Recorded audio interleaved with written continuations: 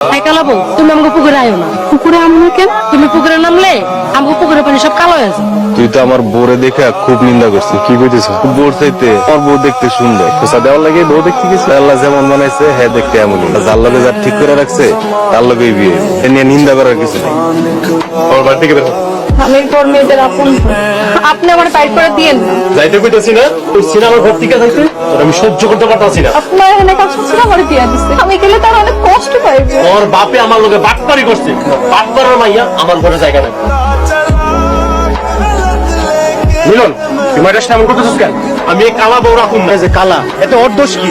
ওরই দূর ওরা সুন্দর মাইয়া দেখাইয়া কালা মাইয়া মিলনের গলায় ঝুলাইয়া দিছে। আমি এর মধ্যে মুখ দেখাইতে পারতাছি না। একটু মানে নিলেই তো হয়। কালা বউ আমি সহ্য করতে পারতাছি না। আচ্ছা বোন আমি তোমার বাপের বাড়ি দিয়ে আসি। আপনি কষ্ট করুন না, আমি একাই চলে যেতে পারি। আশেপাশে কোনো দিন তোরা না দেখি। যদি এই গ্রামের আশেপাশে দেখছি না তো ভাঙা একবার লুলা করে দিব। তোর মায়ের সাথে ঠিক করলাম, ভালো করছি। আবার বিয়া করো। এটা মাইয়া বিয়া করো। তোর বিয়া তুই গিয়া দুনিয়ায় তো মায়ের অভাব পড়ছে। তুই দিনের ভিতরে এত সুন্দর মেয়ে বিয়া করছিস। এর মধ্যে কেমন যেন ব্যথা করতেছে। তুই মোরে মারছস এই জন্য তোর ব্যথা উঠছে। দেখ শুন কেমন লাগে। নাজমা তুই তোর কি হয়েছে জানোই তুই? ওরা মানে মাইরা বাড়ি থেকে বাইক করে দিছে। আমি আগেই না করছিলাম করে বিয়া দেওয়ার দরকার নাই। এমন করে বিয়ে না দিলে আরে তেরা বিয়ে করতো। এখন যে বাড়ির থেকে বাইর করে দিছে তোর মনে হয় সব পূরণ হয়েছে।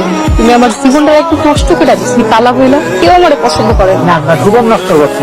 আমি ওখানে নামে মামলা দেবো। তারা করে অন্যায় কষ্ট তুমি ভাইয়ার মাইয়া দেখাইয়া তারা মাইয়ারে বিয়া দিছো। শাস্তি তোমার পাওয়া উচিত। ডাক্তার সাহেব তোমার মিলনের কি হয়েছে? প্রিন্টার দুইটা কিনে ড্যামেজ হয়ে গেছে।